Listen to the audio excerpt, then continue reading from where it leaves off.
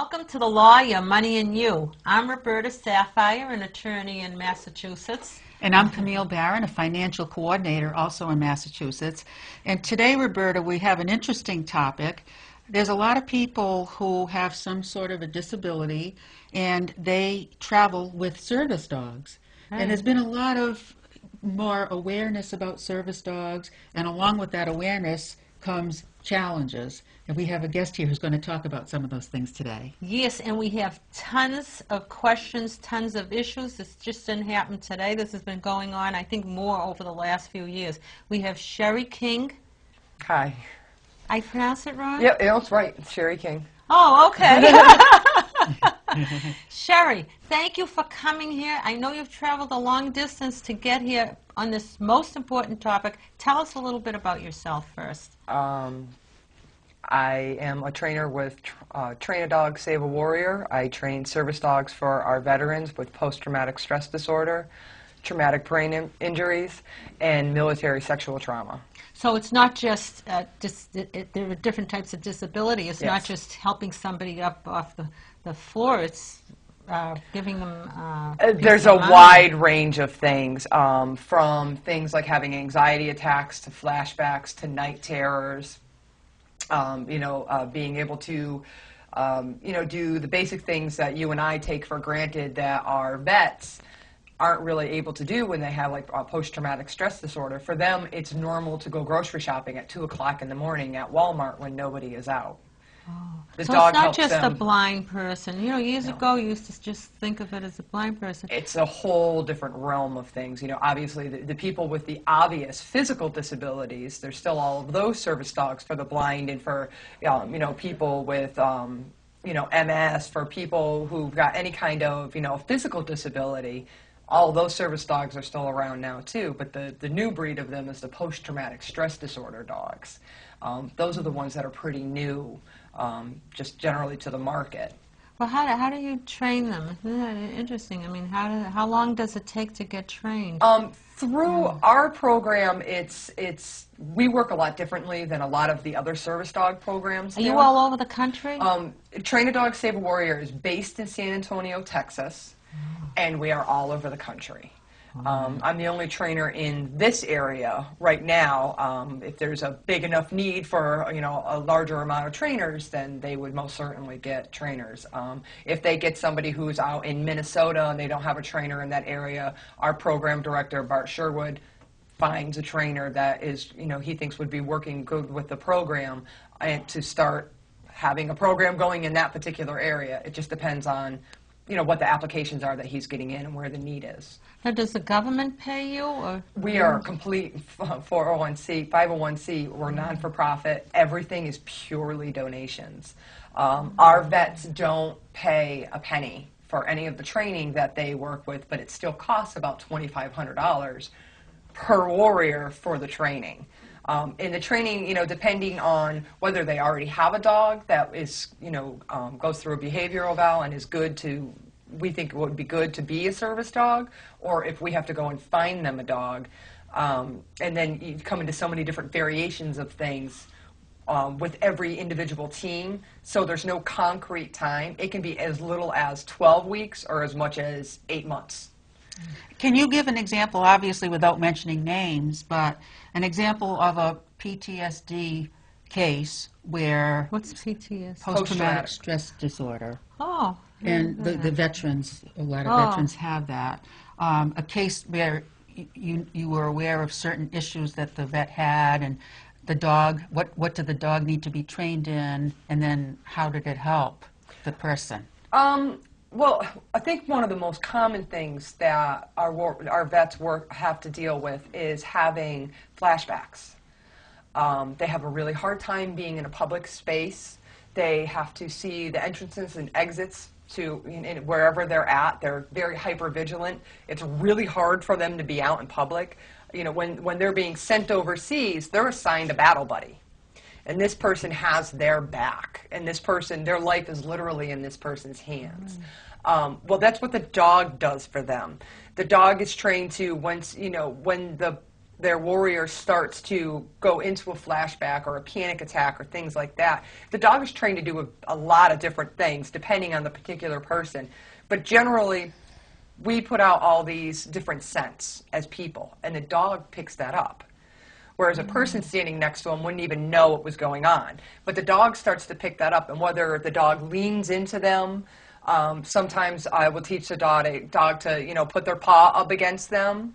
But generally what I teach my dogs to do is to lean into the front of the person and kind of lean back into them.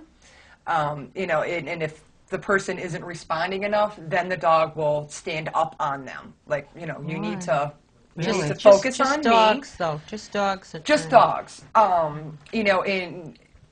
When we first start off the training, that's one of the things I teach my vets is as soon as you feel an episode coming on, you need to get into your dog. You need to literally get your face in your hands, hug the dog, pet the dog, love the dog, so that the dog associates when you smell like this, all this wonderful love is coming to them. So when you're training the dog, you're also training a particular person, a veteran? Yeah. The way that our program works is, say the person doesn't already have a dog.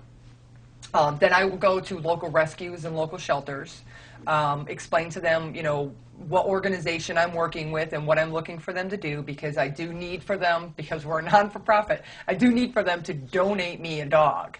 Hopefully that's already spayed and neutered and up to date on shots and microchipped and all of those kind of things, because that's just not a cheap thing, it's, and then when I find a dog that I think is going to be a good service dog, I have my warrior come out and meet them and hope that we have that magic going on between the two of them, which almost always I've gotten very good at doing that. Do you do this for like other people, like say Joan Brown has, I hope there's no Joan Browns around, has an anxiety attack. Would she be a candidate for a service dog? Well, the way that we work, they have to have a prescription for a service dog. You actually have to have a prescription for it. You can't just say, hey, I have this and, I want to go through this program. You actually have to have a prescription from a therapist saying that you need to have this, that they feel it would be beneficial for you to have this service dog. I have some questions that our viewers have sent in, business people.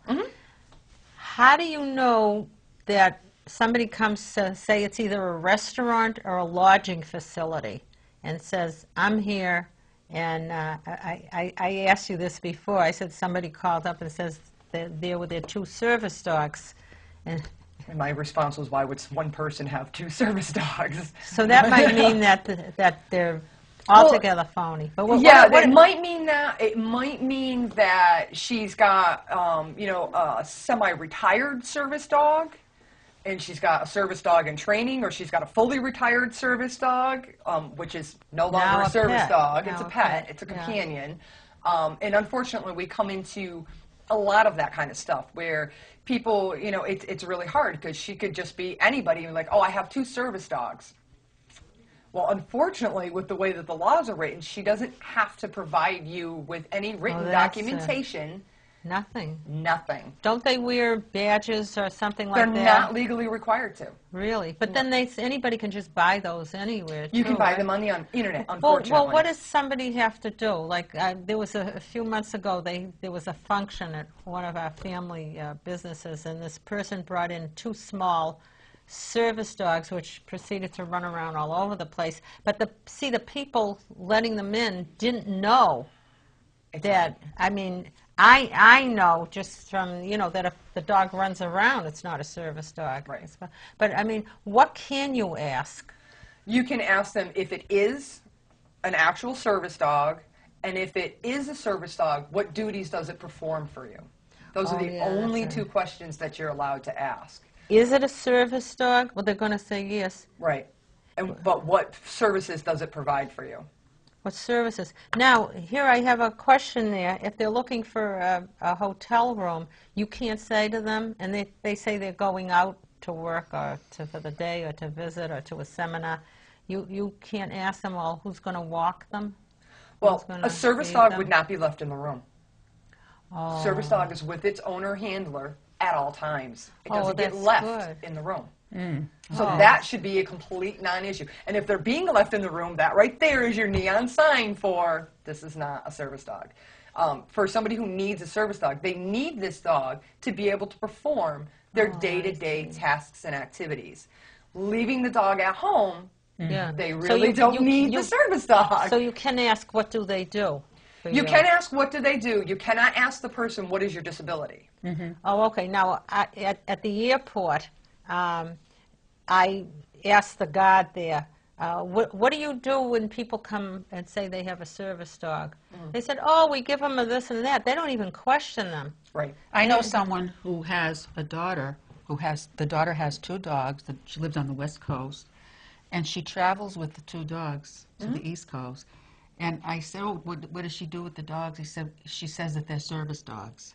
Oh. And I said, and no one, she can do that. He said, yes, because they're not supposed to ask any questions. Right. But see, that's wasn't, in fact, how I got to, actually, I got to you through the fellow in the Midwest, and then he referred this, but this whole thing started, there was a whole thing in the newspaper. Why don't you tell us about that? The Oxbow incident.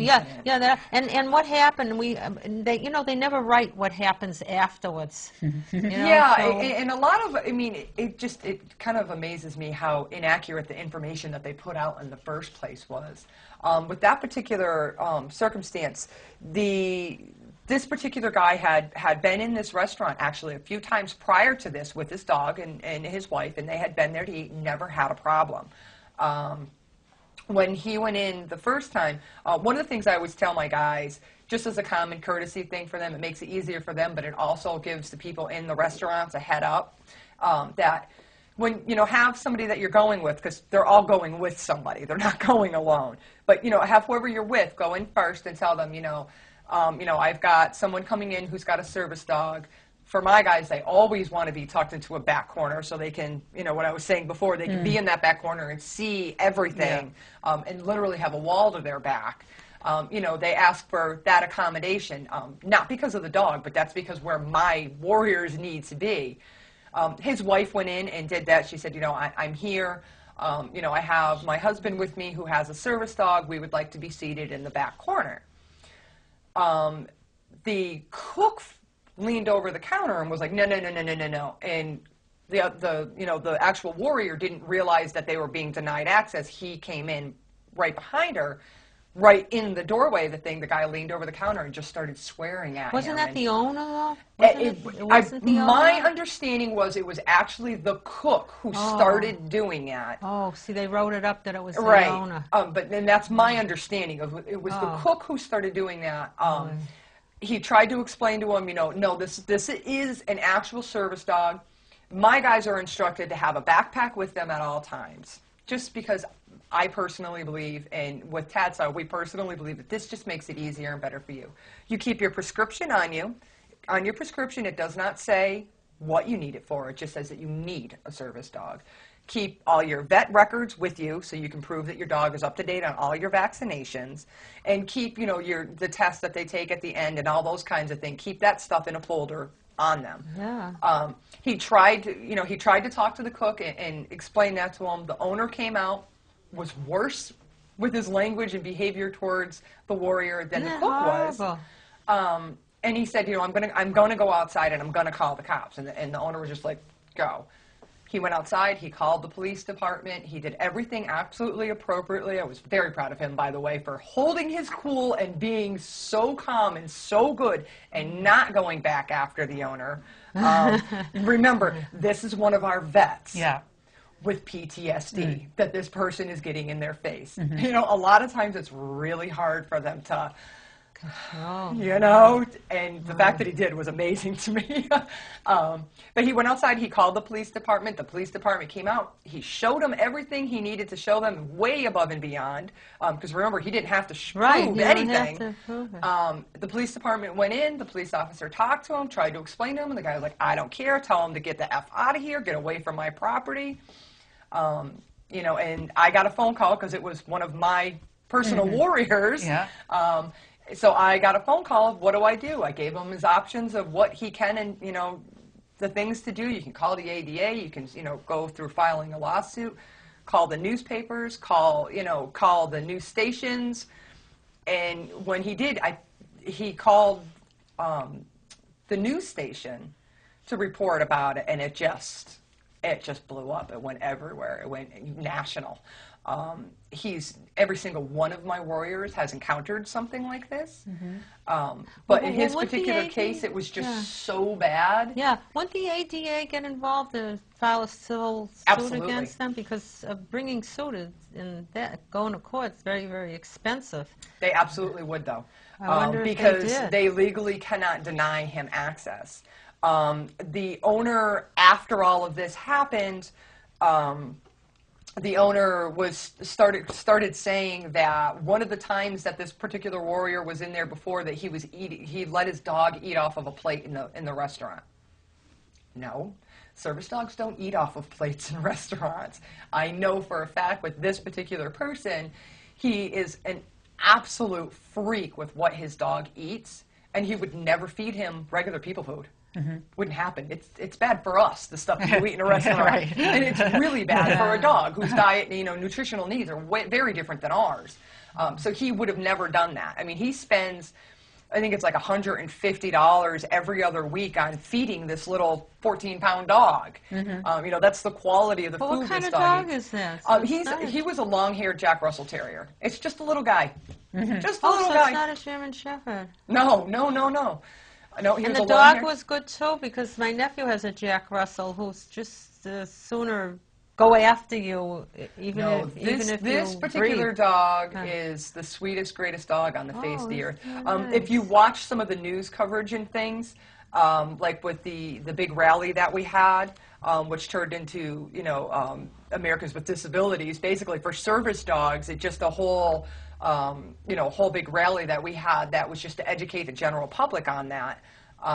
If you watch when my warrior was talking up on stage, and you could tell he was nervous. If you watch his dog is just standing up on him and standing up on him and standing to calm him down. to calm him down. That's interesting. Her warrior. That's good. It should make, and hopefully through the program here, make people more aware of, just because somebody comes back from overseas or a war or everything, how it doesn't mean they're all better. Unfortunately, so many of the wounds are not physical. And they're they're usually not young things you kids they send over there. As a mom whose son was a Marine who was deployed to Iraq and Afghanistan, Oh my.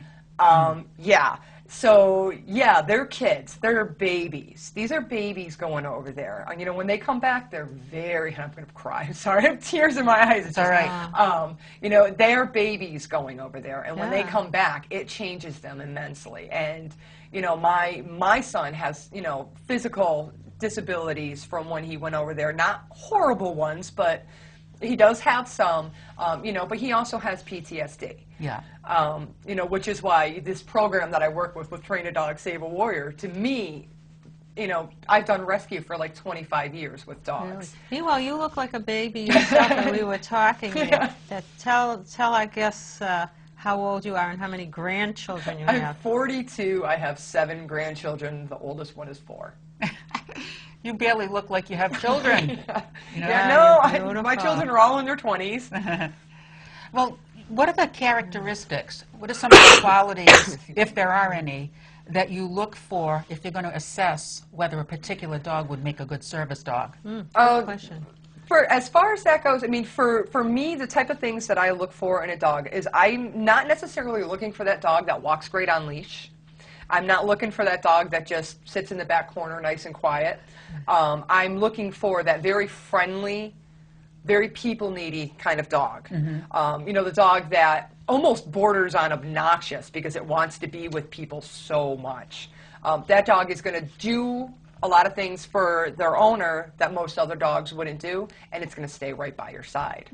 So it's going to train really quick. But I need the dog to be non-reactive. It kind of needs to be bomb-proof, if you will. Right. The dog needs to, he can react, he can jump away from something that's scary, but I need that dog to go right back in and what was that kind of thing. And are there particular dog breeds, this is sort of a subject of controversy. Right. Just like with people, it's controversial. But do you think that there are certain breeds of dogs that have certain traits that make them more likely to be suitable or less likely to be suitable? I don't. You don't? I don't. Like I said, one of my guys that I had for a service dog was a Jack Russell Terrier. I've had a coonhound be a service dog. If you've ever met coonhounds, they are some of the most pig-headed, stubborn dogs on the face of the earth. You know, I've had labs, you know, the typical, what a lot of people will think of with service dogs, labs. I've had those at super mutts. I mean, I've used a little bit of everything. I don't even take the breed of dog into consideration as much as I do the personality. How about a poodle? I haven't used one yet, but I'll never Really? say never. How about a pit bull? Absolutely. Oh, Really? Pit bulls, contrary to what most people think, pit bulls were once upon a time nanny dogs. Oh. Really? They are the best dogs.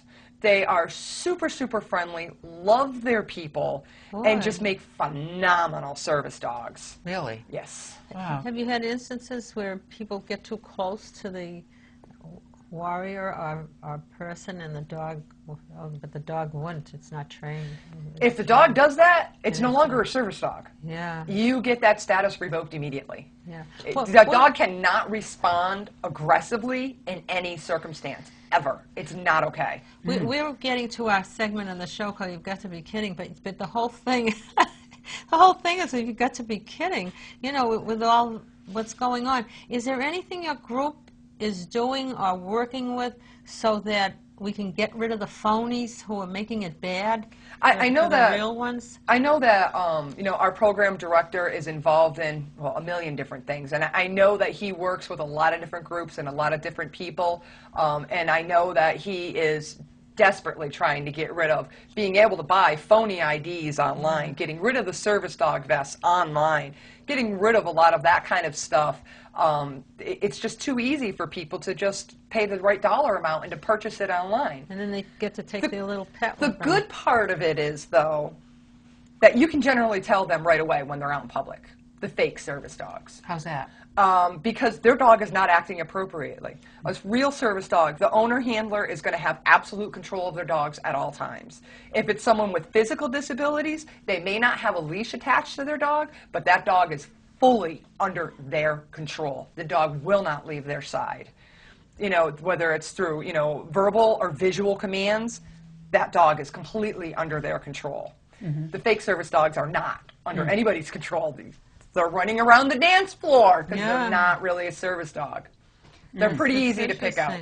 That's interesting. Really? The whole thing. That's Oh, amazing. thank I you. never realized that there was so much to it, especially around the non-traditional kinds of uses. Like nowadays, the PTSD from the warriors, we always thought of it as someone who's vision impaired or has some other type of disability. So it's a brand new world. It's a new breed of service dog is what it is. Yeah, yes. it certainly is. Can they like charge an extra charge like in a restaurant or an extra service fee? Absolutely not. So they can't. No. They have to do. The only way that they would be able to do something like that is like if they stayed in a hotel room and the dog did damage.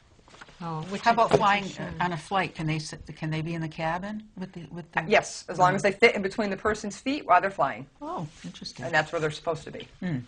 Yeah, that's interesting. Well, thank you. Well, Thank now you. we're into. You've got to be kidding, but this we already did. You've got to be kidding with you being 42 years old and having 7 grandchildren and worse. But Camille found something about in your long hair. Do you ever get your hair cut and donate it? There, it's beautiful. But what was the thing about the hair? This you said? is. You have to be kidding. Yeah, this is. There are museums called hair museums, where human hair of dead people is on display. Oh, dead people. Here's one. It's and in the past as well.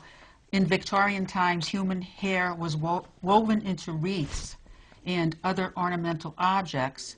Today, the practice is dead, but if you want to see wonderful old hair art, here are some of the best places.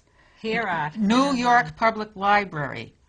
The library contains loads of relics and quite a lot of human hair.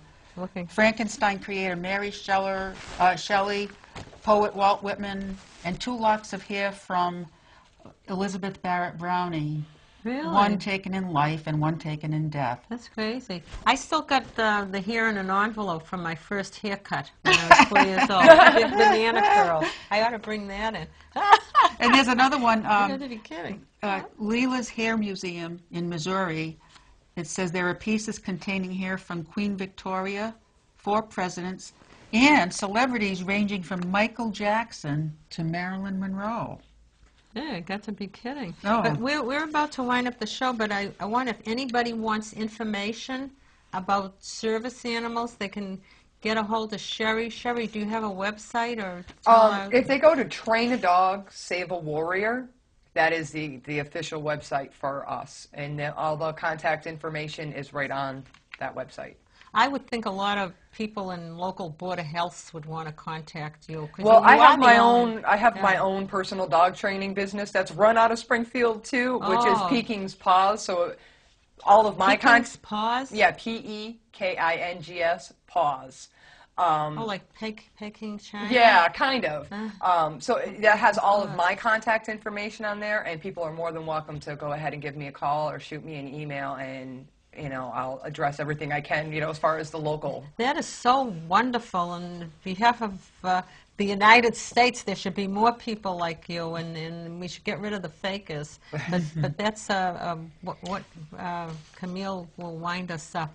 Thank you. This has been very Wind us eye-opening, down. and it's a great service. Yeah, you. thank you. So thank you again, and to our viewers, if you have any questions about the use of service dogs, please send us an email. We'll be happy to forward your question.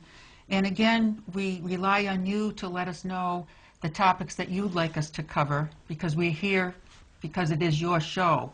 The law, your money, And you.